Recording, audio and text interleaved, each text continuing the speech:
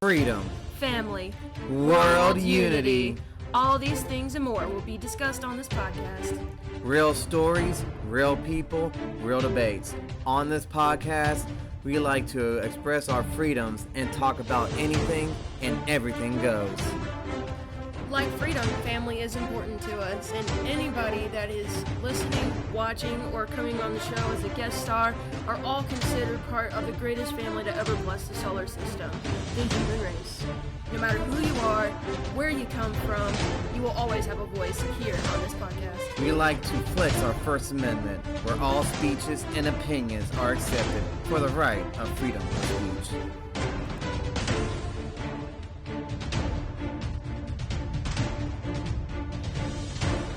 We have a saying we like to live by. Live life with eyes wide open. Being open-minded leads to true understanding of the world as it really is. Please, come, join us, and enjoy this experience as we embark on this journey of truth as we dismantle the subjective truth. I'm your host, Nick. And I'm your co-host, Victoria. And you're experiencing high consciousness.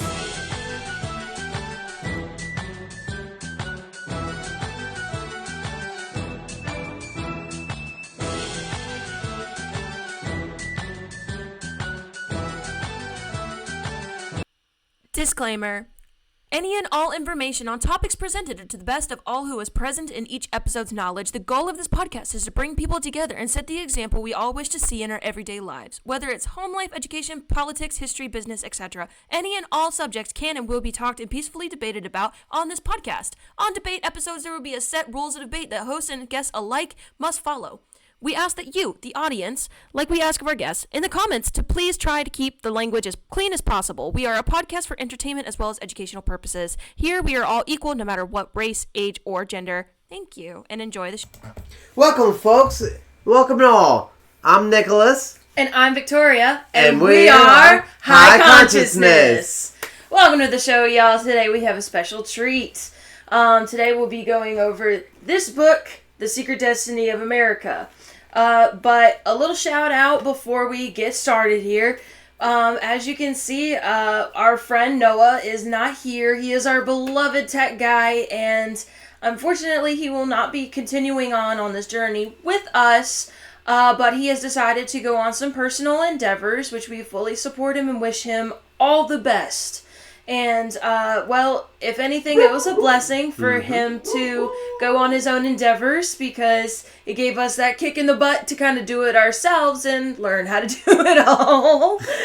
Yes. So, please bear with us. We've done a lot of work, and as you can see, so much work that we had to build an entire room just for you guys so that way you can hear us and see us clearly. Because we listened to all of our peers and all the reviews that we got from our previous 2 episodes, and we listened in. So please, in the comments, leave us a little review. Tell us what you think. Is it better? Is it worse? Is there something we still need to work on?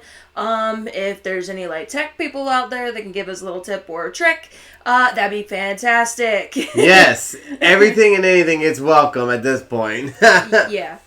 But anyways, on to today's books. Anything goes, right? So anyway, this book. Off to a great start!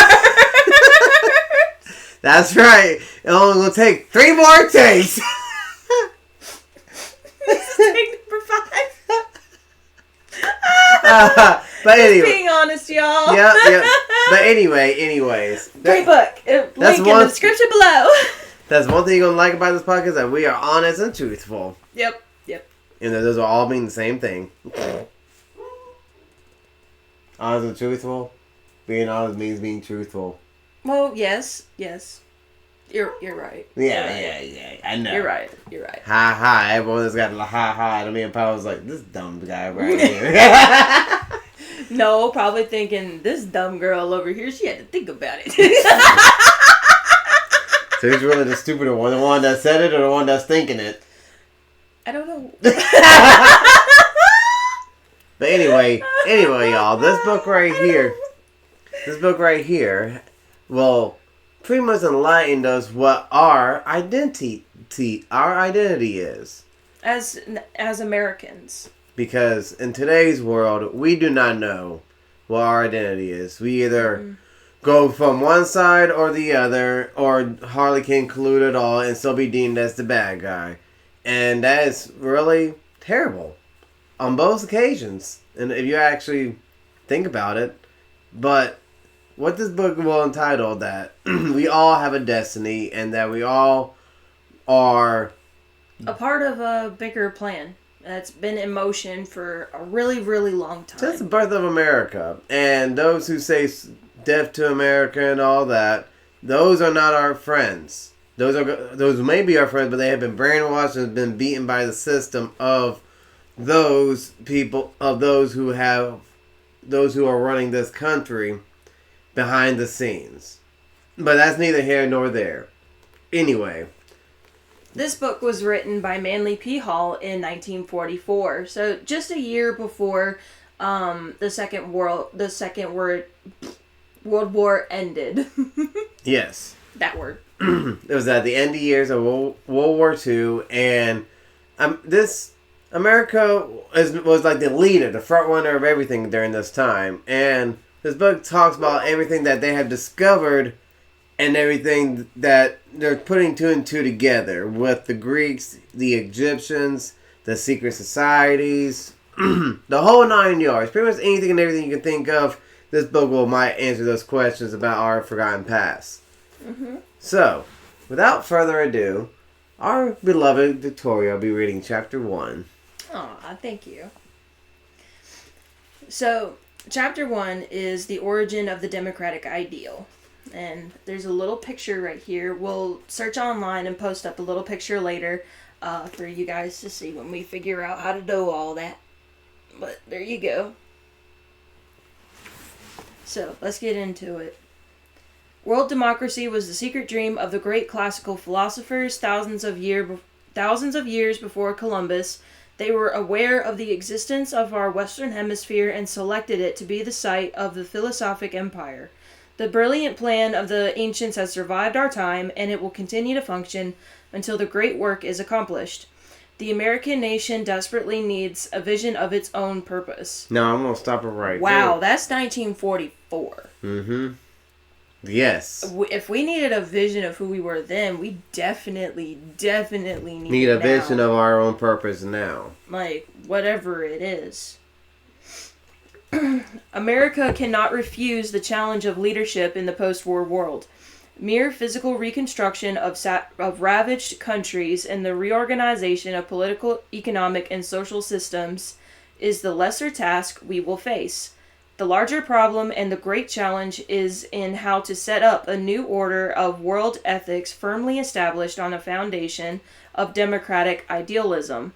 Experts in various fields have already submitted programs designed to meet the needs of those nations whose way of life have been disrupted by war. But with the failing common to specially trained minds, these planners incline to think mostly in the terms of their own particular interests. As yet, no one has touched the fundamentals of international ethics. No one has advanced a working plan securely based upon a broad, deep, and sympathetic understanding of the human being and his problems. The thinking has been in the dual fields of power politics and material economics, with remedies expressed in charts, blueprints, patterns, and industrial programs. But there is one new and encouraging element present in most of the recommendations of today's experts. They are recognizing the necessity of conceiving the world as one independent structure. Yet, even as they recognize the need for a unity of human interests, the recommendations are for the perpetuation of highly competitive economic policies which, if they are consistently applied, must lead in the end to war and discord. So, what do we want to take away? What do we take away from that first little bit right there? Yeah, pretty much that in the post-World War, which is now, that we must go forth with our own leadership. And what that means is that we got to know what's right and what's wrong. And have common sense. In a way that Mm. In a way that applies to our moral compass, whether is it the right thing to do. Everyone's moral compass is different. We understand that, but I think we all can agree with on mostly right things. I honestly will hope that, and that's where I feel like that's where this book talks about. We can't be greedy. We can't feel like we are the main character. We got to help each other out. Because everybody is the main character, basically. You know, everybody is the main character of their own life, right? Mm-hmm. So, moving on. It is not an easy task to unite the efforts of the human race toward the accomplishment of any common good. Mankind, in the majority, is selfish, provincial in attitude, and concerned primarily with personal success and acquiring creature comforts. Creature comforts. So, for those that don't really know what creature comforts are, what would creature comforts be? Mainly like having a mate and a family, just overall being happy with life, but not really caring about what's going on in the world, and just be focused on oneself. Mm-hmm. That's what creature comforts: having a home, a family, a comfy life, a bed to sleep in, plenty of food, stuff like that, right? Mm-hmm. I mean, well, shoot. I would say as most people would say, just Google it. Because let's go ahead and look it up real quick. Because there's no point in us discussing about and guessing what it is. Let's see. Let's go. Can you hold this for a second? Of course. Thank you. What does creature comfort means?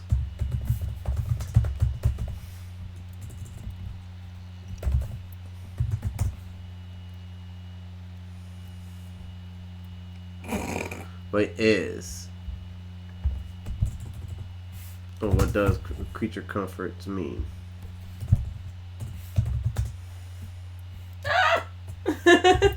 Sorry, I'm learning how to do this. What does creature comfort? Oops. There it is, right there. I can't spell today. Okay. Let's see. Yeah, you'll need to feel comfortable in a place. Material comforts that contribute to physical ease and well-being, such as good food and accommodation. So, like clean water, clean food, and plenty of room to run around, sleep, eat in healthy ways and comfy places. Okay. That's simple enough.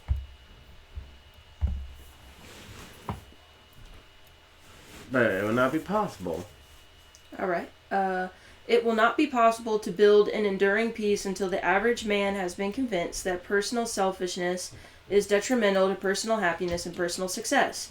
It must be shown that self-seeking has gone out of fashion and that the world is moving on to a larger conception of living. The post-war planners have more of idealism in their programs than has ever been expressed in the problem of the relationships of nations. But it is still not enough. A clear and complete statement of a world purpose is required, a world dream great enough to inspire unity of world effort. These are the days of America's opportunity to still lead a troubled mankind toward a better way of life.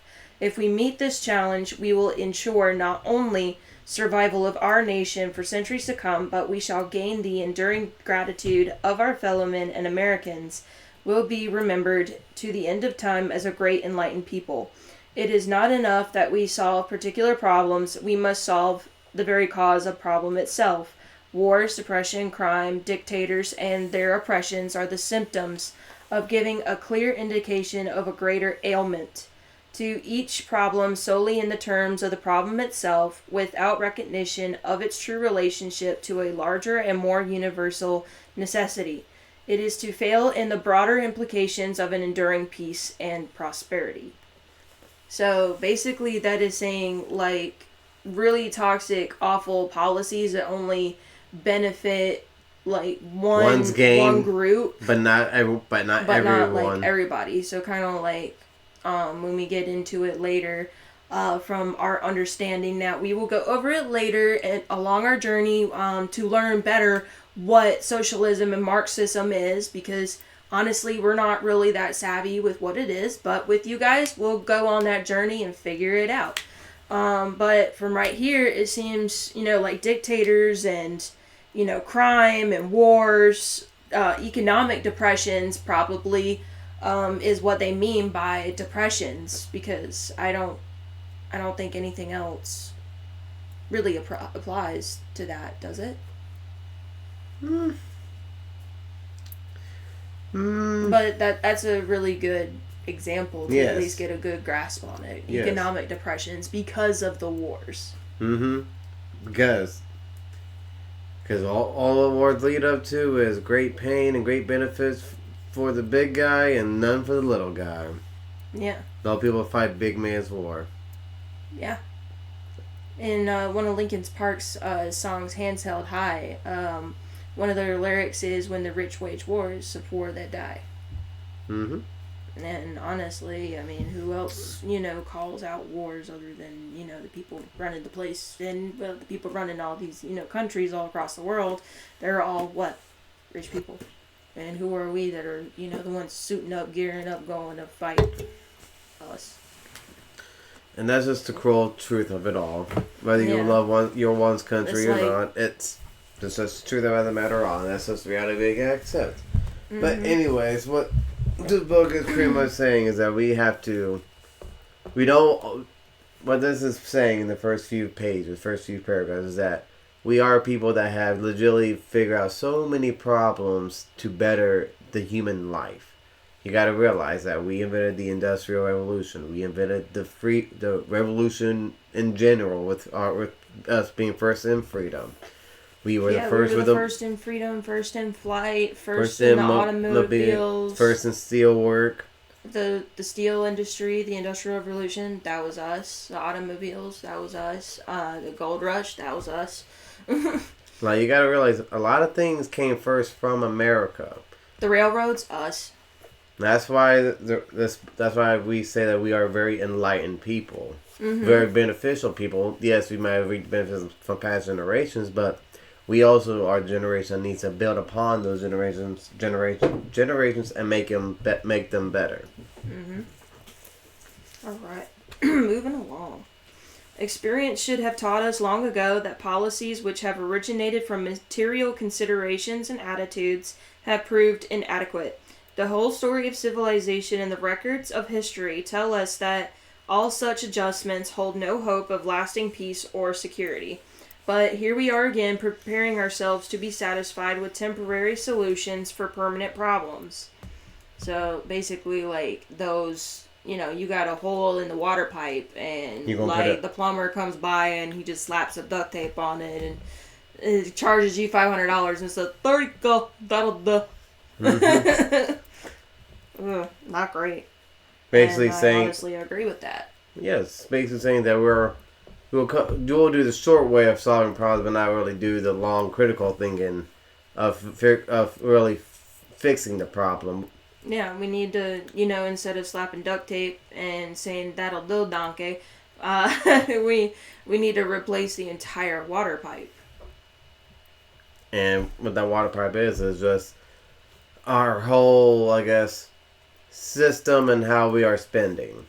Yeah, there's a whole lot of holes, and we're having a whole lot of leaks, and a whole lot of money's going here, there, everywhere, and, nobody really knows where it's going. I mean, we know, but we don't know. Anyway, moving along. The recognition is long overdue that we oversimplify the problem of world peace when we think that the process is one of breaking the task down for examination of its material parts.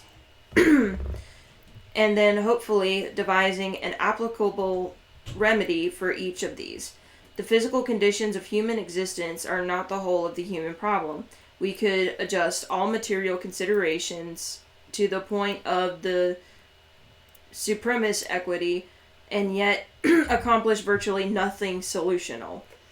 The greatest of known problems is the human problem, and not until all embracing examination is made into every phase of human needs, there can be an adequate reconstruction policy for a post-war world. Post-war, that's after war, right? Mm-hmm. Yeah. That man is physical is obvious, but he is also mental and emotional. He is spiritual, and he has a soul. These latter factors are not so obvious. Oh, that's straight out of the Kabbalion and the Emerald Tablets. Mm-hmm. You gotta have a soul, and you gotta be enlightened, and have to be. Well, no, what's that phrase?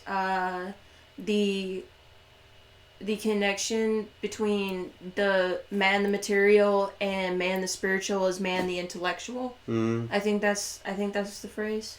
He has to be highly smart and highly spiritual, Mm-hmm. and compassionate and emotional, but logical. Has to be real balanced, basically. Mm-hmm. Making it long and short and sweet. What to do about them is not so easy, for they are difficult to understand and even more difficult to classify and reduce to a working pattern.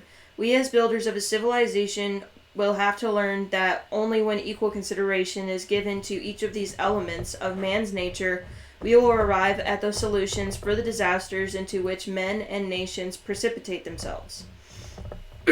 Our post-war reconstructors, ours, if not by our selection, at least with our consent, are not outstandingly qualified for this broader task.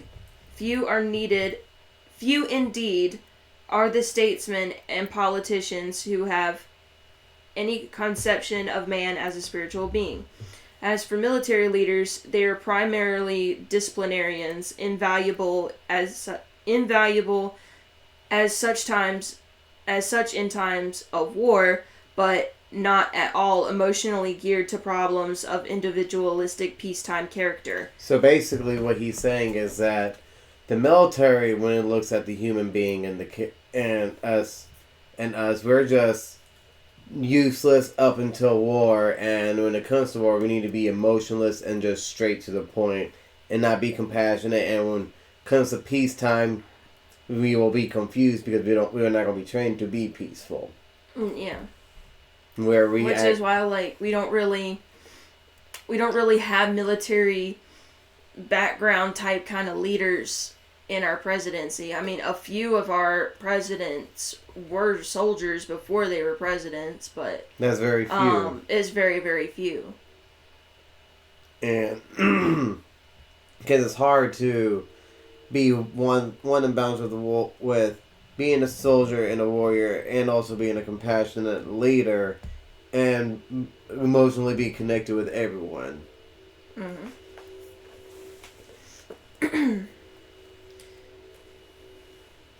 Where am I? Right here. And it says, okay. And world planners recruited from among our industrial leaders, it must be admitted, are not generally informed on the workings of the human psyche. Those who have made the study of human conduct their life work, and like the sociologists, have little scientific knowledge of the hidden springs that animate that very conduct into its amazing diversity of manifestations. And if a word is to be said for bringing in the clergy, it might be that the theologian planner will truly be useful to the one who acquires at least some knowledge of the science of biology. So I understand where he's saying, like, okay, so you can't just have a scientist running the country because he's not going to understand, what to do with, if should we have to go to war or anything, and they're not really, scientists are not really compassionate people because, facts don't really, care about feelings. Facts are facts. And that's just how it is. Kind of like truth is truth. Mm-hmm. Facts are facts. So you can't have somebody that just sees things as completely black and white like a scientist, or black and white like a military person, or you can't see it just as, God and the devil either. Like, you kind of have to, I guess what he's saying is our world leaders should be more like, kind of like jack of all trades. Mm-hmm. I think is what I'm getting from this. Yes. Like, they should be theologians, they should be psychologists, Adaptable. they should be sociologists, they should be some kind of military trained type kind of, like, or at least have some kind of military or combat training, but also high knowledge of, like, policies and economics, and also be compassionate. Like, good Lord, that's a lot.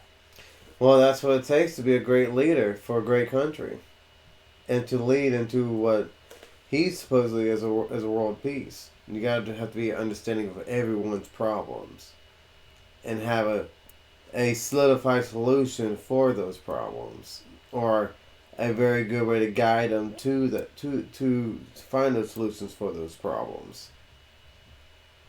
Well, I guess that's, like, why our president has, like, a whole, Cabinet. a whole cabinet of people to listen to. So therefore, he can hear everyone's voices and opinions, because the cabinet is supposed to be the voice of the people. Because these party cabinet members are supposed to be seeing each individual thing of what's going on in the country, and also hearing from everyone's peers from everyone's districts. So it makes sense. Yeah, that makes sense.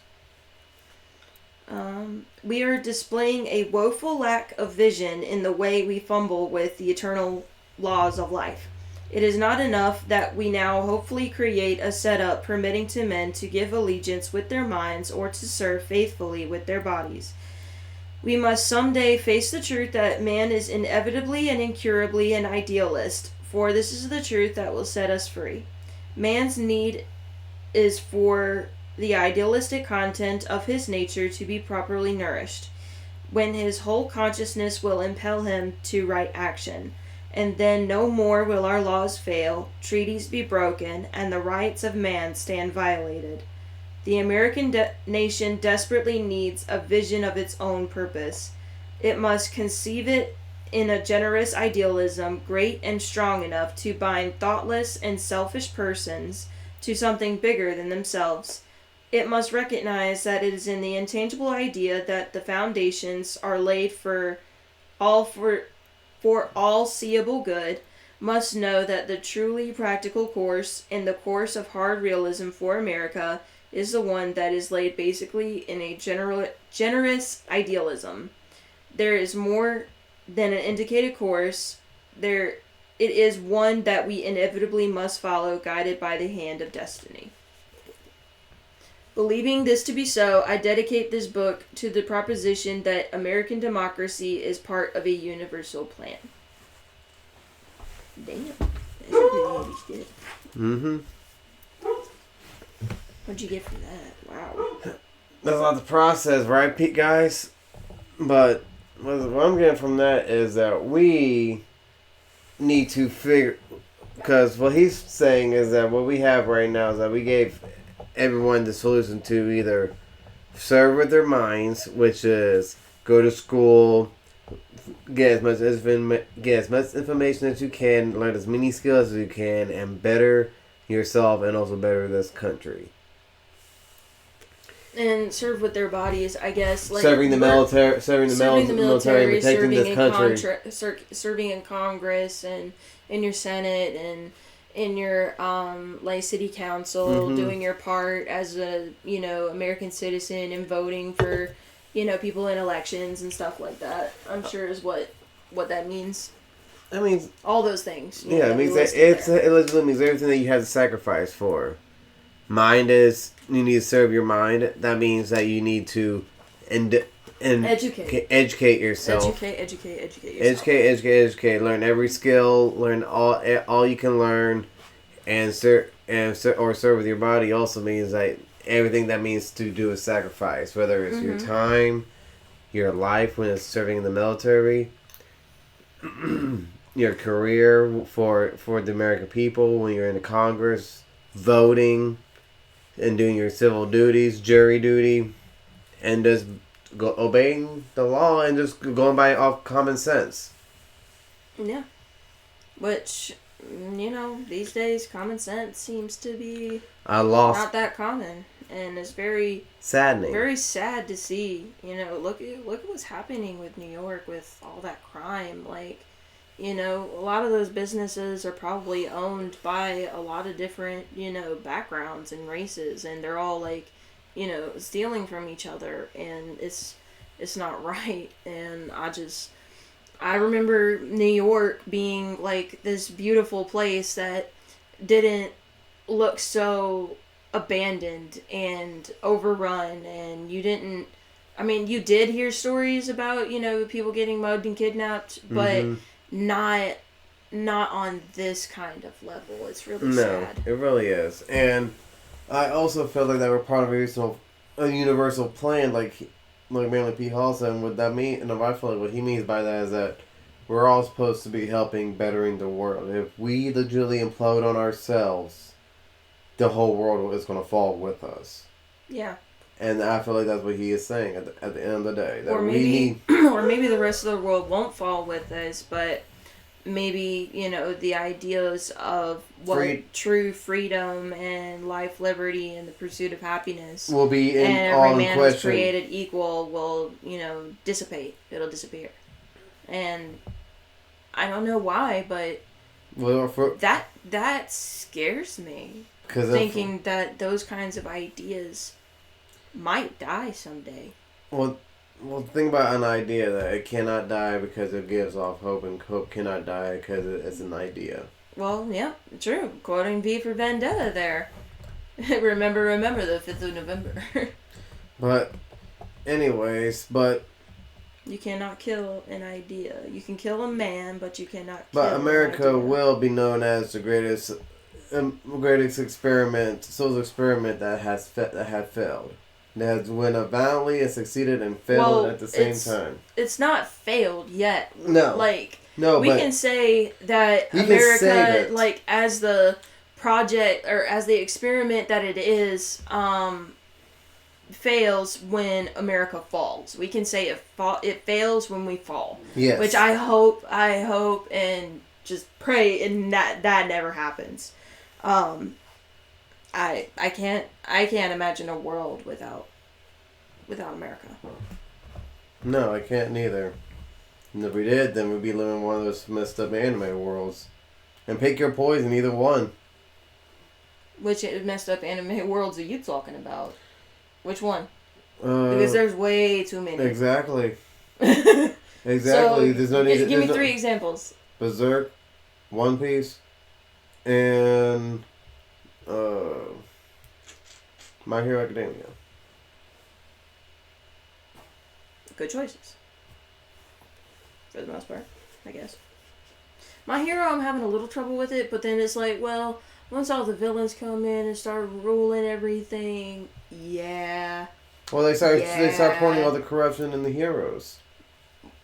Look at the Slain arc.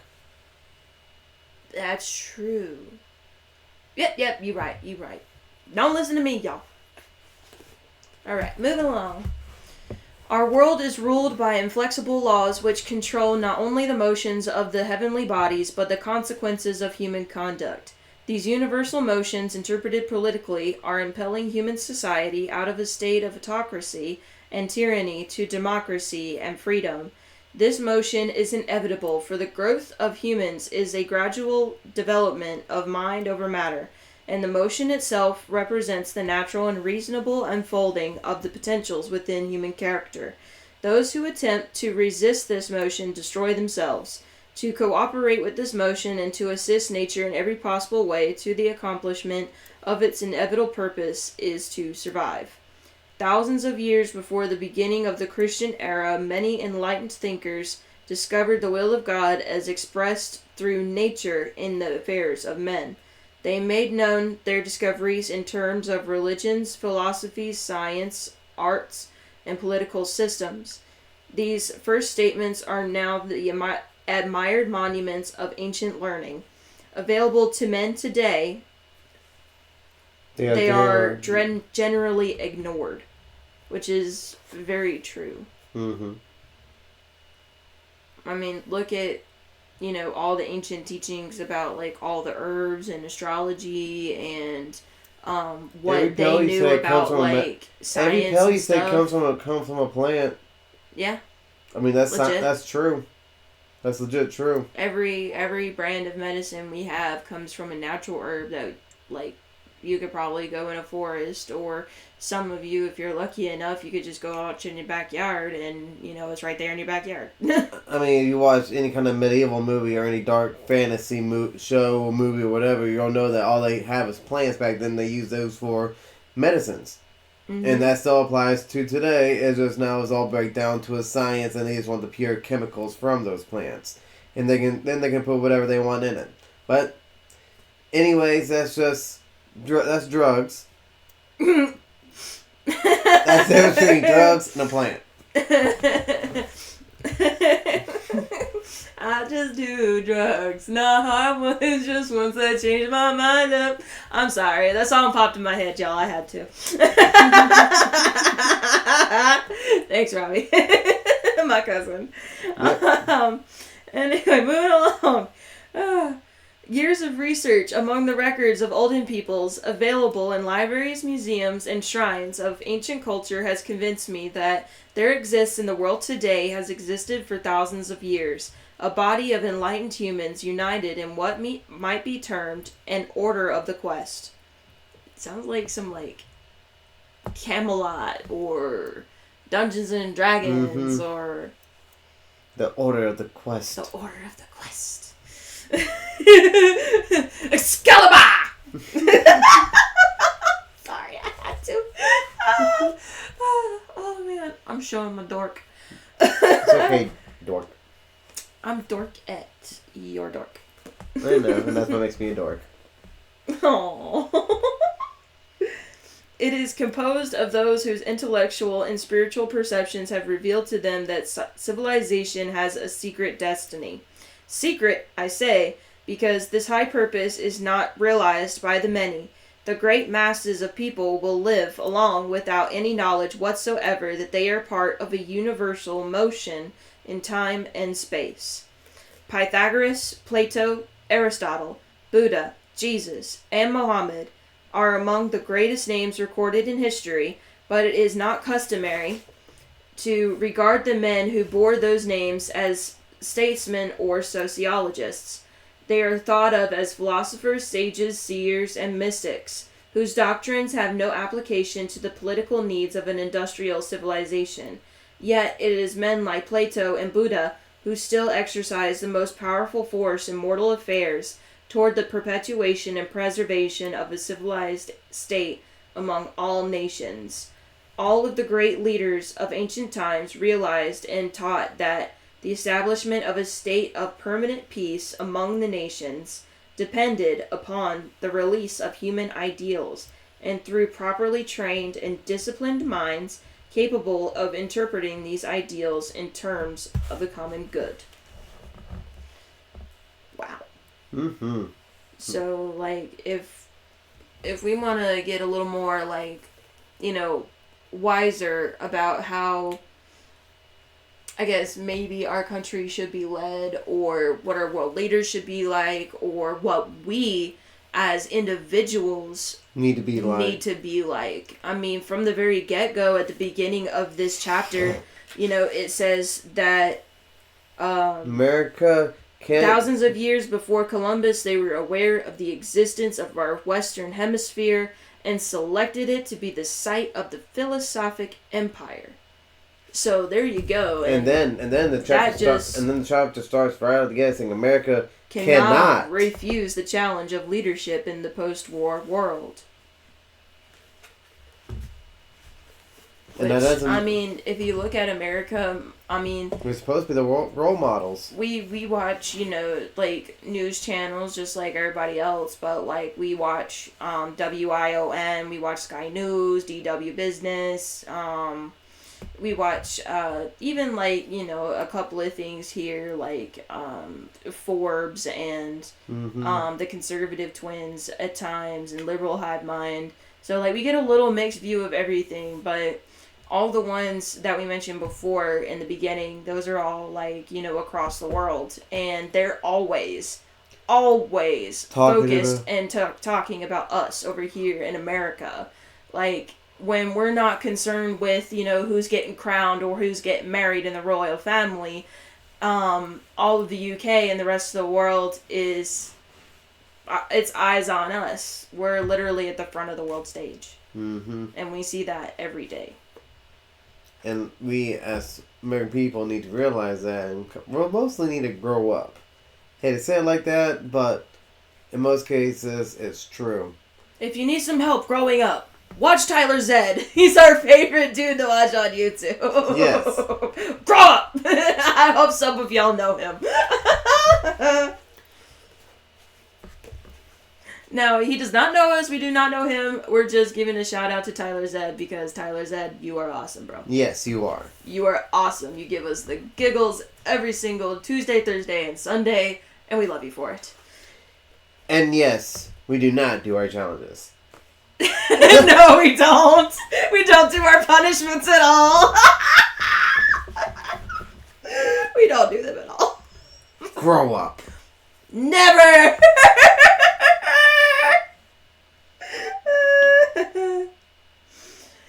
Oh, moving along so that we can finish this chapter. Careful. World democracy was the secret dream of the great classical philosophers.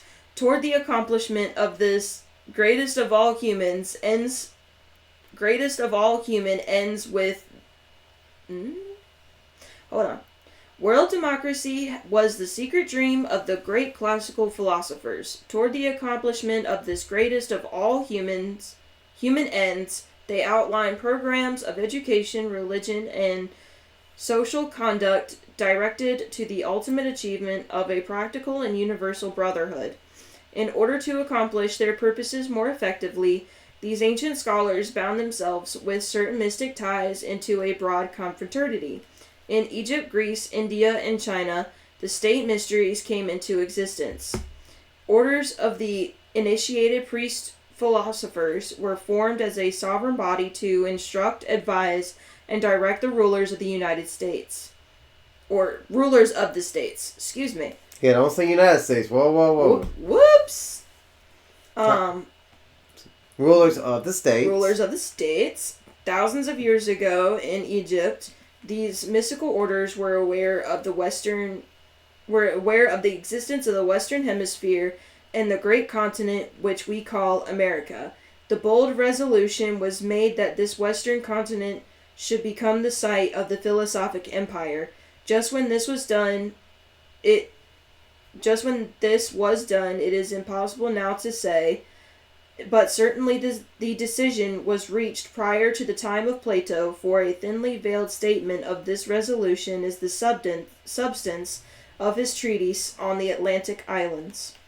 One of the most ancient of man's constructive ideals is the dream of a universal democracy and a cooperation of all nations in a commonwealth of states.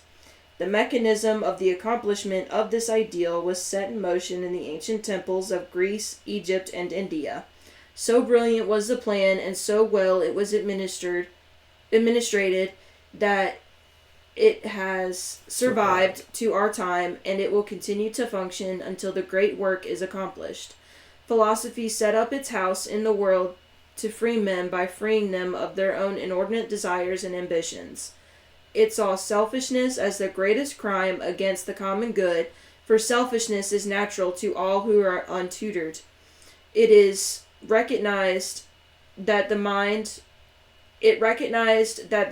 has to be trained in the laws of thinking before men can be capable of self-rulership, and it knew that the democratic commonwealth can be reality only when our world is a world of self-ruling men. And so it is from the remote past, from the deep shadows of the medieval world, as well as from the early struggles of more modern times, that the power of American democracy has come. but we are only on the threshold of the democratic state. Not only must we preserve that which we have gained through ages of striving, we must also perfect the plan of the ages, setting up here the machinery for a world of brotherhood of nations and races. This is our duty and glorious opportunity. It seems to me that the basic plan for the post-war world should be one solidly founded in this great dream of universal brotherhood. It is not enough work on the problem solely in terms of politics and industry. The formula must express a broad idealism, one which appeals to the finest institutions of man, and one universally understandable by all who have lived, dreamed, and suffered on this mortal sphere. And that's the end of chapter 1, y'all. Wow. So, that last bit there.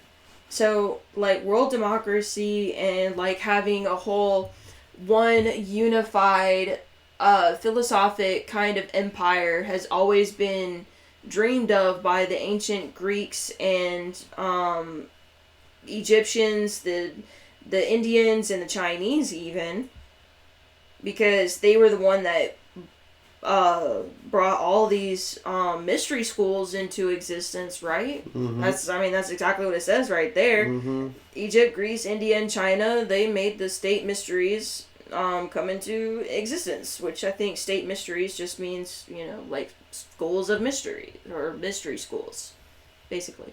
Right. They're the ones that started these secret societies of, like, these, like, hidden knowledge, kind of like, I mean, can you call it a cult? Yes. I mean, is it cults? Really? Yeah, it's a secret knowledge. A cult. You can call it a cult. Well, yeah. A cult means the secret of knowledge.